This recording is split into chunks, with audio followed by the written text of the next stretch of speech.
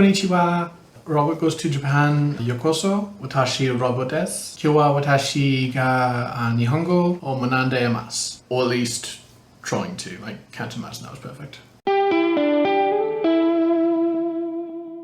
So, generally speaking, when I try to learn a language, I usually try the most popular option first, which is usually also the worst option. In the case of Japanese, that was Duolingo. Now, if you know anything about Duolingo, you probably know it is absolute hot garbage, and that was very much reflected in the lessons that Duolingo provided. Then I tried Memrise, which is not great either, simply because in the very beginning stages, you're learning the characters and how to draw them and what sounds they make. The problem with that is the actors they have like to very much overemphasize what they're saying. And it's very strange. It comes across as a poorly translated action movie. So instead, I went to YouTube. YouTube's a great place to learn pretty much anything you'd ever want to know. And this is actually where I first found Abroad in Japan. He's a very popular British YouTuber, currently lives in Japan, has received various awards and all those other things. But when he first moved to Japan, he made a few videos partially regarding learning Japanese, various good phrases to know, things like that. So I watched a few of those and I wrote down some of the phrases and whatnot. And then he had a video that showed what he personally used to learn Japanese. What this more or less boiled down to was three things.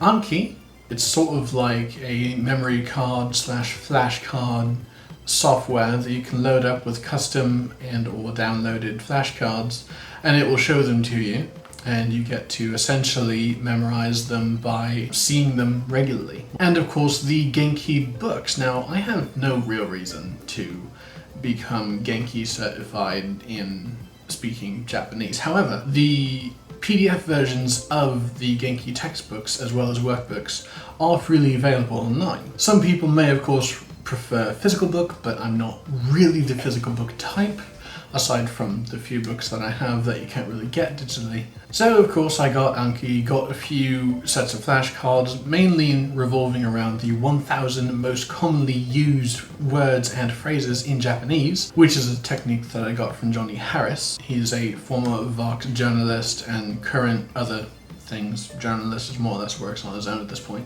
And then, through scouring yet more parts of YouTube, I found quite possibly one of the most useful channels on YouTube, Japanese Ammo with Misa. Now if you've not heard of this channel, you should definitely check it out. Basically, it's this cute little Japanese girl named Misa that teaches you Japanese. Now the best part about what her video series does is she has a selection of beginner-oriented series on various kanji, as well as grammar, pronunciations for various things, and of course she has a variety of situational videos where she walks you through how to say various Japanese phrases in different situations. Her videos also show you more advanced kanji that you don't actually typically get in a textbook, which is great because you actually get a lot more than you bargained for. If you go into what, say, a first grader in Japan would learn about Japanese and the kanji that they start to learn, you'll find that Misa's videos actually go slightly more in depth with all of them,